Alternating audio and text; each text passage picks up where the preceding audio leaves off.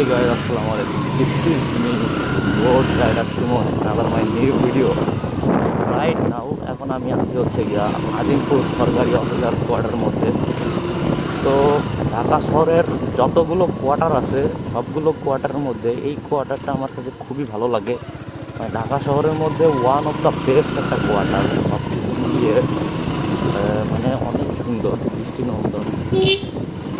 এটার সৌন্দর্যটা অন্যরকম।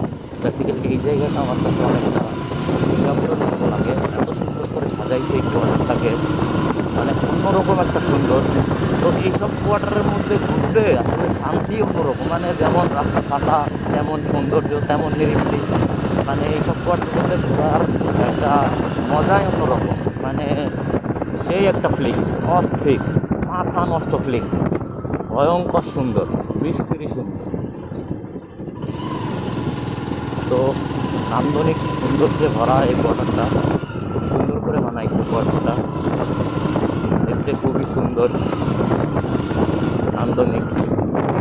খেলার মাঠ আছে, মানে সব কিছুর সুব্যবস্থা রয়েছে এই কোয়ার্টারটাতে খুবই সুন্দর। তো আমি একটু কোয়ার্টারটা ঘুরে দেখি, এক্সপ্লোর করি। এই কোয়ার্টারে আমার বেসিক্যালি এই কোয়ার্টারে হচ্ছে আমার রিলেটিভের বাসা।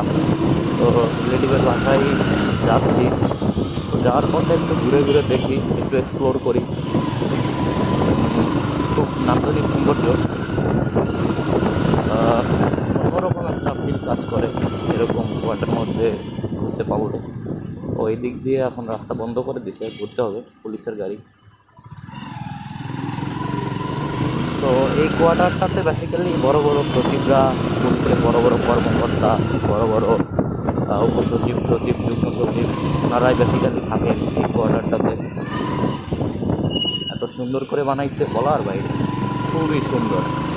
কোয়ার্টারটার স্পেসও অনেক বড়, বিশাল বিশাল মাঠ আছে, সুবিশাল মাঠ, খুবই সৌন্দর্যমণ্ডিত একটা কোয়ার্টার। আমার কাছে খুবই ভালো লাগে। বেসিক্যালি এরকম কোয়ার্টার ঢাকা শহরে পাওয়া যায় না বলতেই চলে।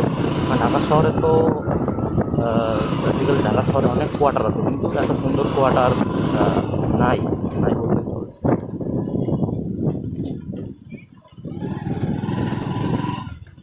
ওই দিক দিয়ে রাস্তা বন্ধ করে দিচ্ছে, আমি অনেকদিন পরে ঢুকলাম তো, যার কারণে কনফিউজ হয়ে গেছে আমি।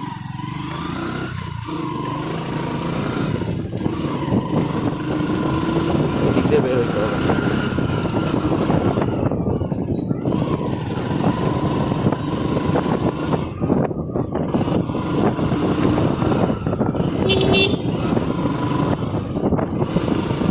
খুবই সুন্দর যেমন একটা কোয়ার্টার।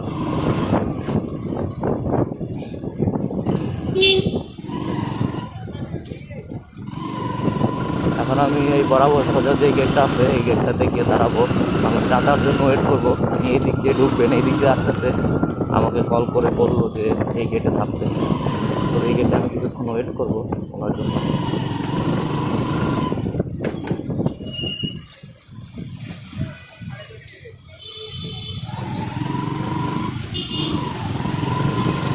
এইখানেই দাঁড়াই।